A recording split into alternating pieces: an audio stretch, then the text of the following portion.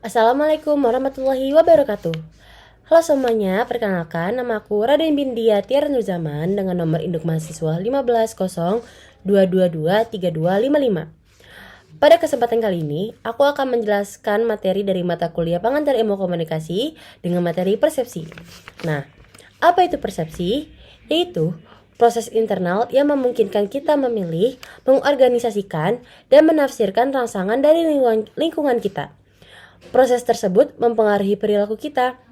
Nah, persepsi juga inti komunikasi. Mengapa sih persepsi itu inti komunikasi? Nah, jika persepsi kita tidak akurat, tidak mungkin kita berkomunikasi dengan efektif. Lalu, apa yang terjadi ketika kita mempersepsi? Nah, ketika kita sedang mempersepsi, ada banyak hal yang terjadi di dalam diri kita, yaitu ada penginderaan, atensi, dan interpretasi. Ketika tiga itu bekerja sama, lalu terciptalah persepsi. Nah, setelah itu ada yang namanya persepsi manusia. Persepsi manusia dibagi dua, lingkungan fisik dan sosial. Nah, lingkungan fisik itu melingkupi lambang-lambang fisik, sifat-sifat luar, tidak mempersepsi balik, dan statis.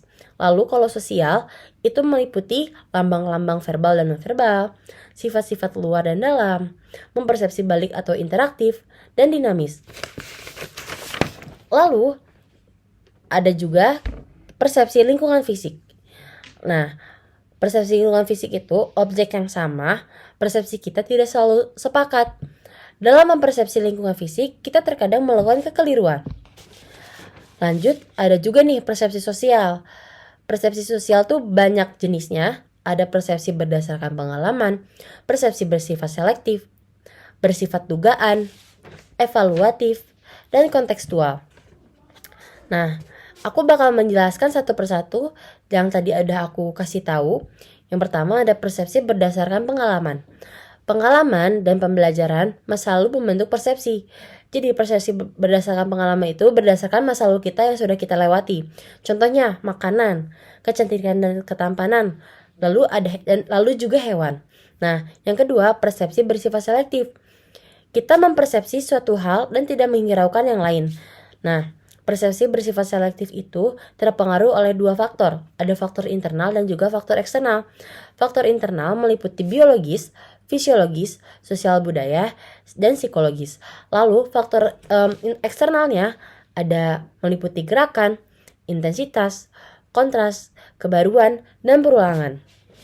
Yang ketiga, persepsi bersifat dugaan. Nah, persepsi bersifat dugaan itu tidak mungkin mendapatkan rincian yang lengkap dari kelima indera kita. Lalu juga persepsi bersifat dugaan, persepsi memungkinkan kita jump to conclusion dengan informasi yang tidak lengkap.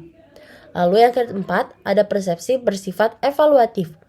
Persepsi itu kan subjektif dan cenderung menilai, seperti baik buruknya, bagus jeleknya, tinggi rendahnya, dan lain-lainnya. Lalu standar yang dipakai adalah diri sendiri. Yang terakhir, persepsi bersifat kontekstual. Persepsi kita tergantung konteks atau apa yang menjadi latar belakang atau apa yang memiliki kemiripan dengan objek tersebut. Nah, lanjut ada persepsi dan budaya.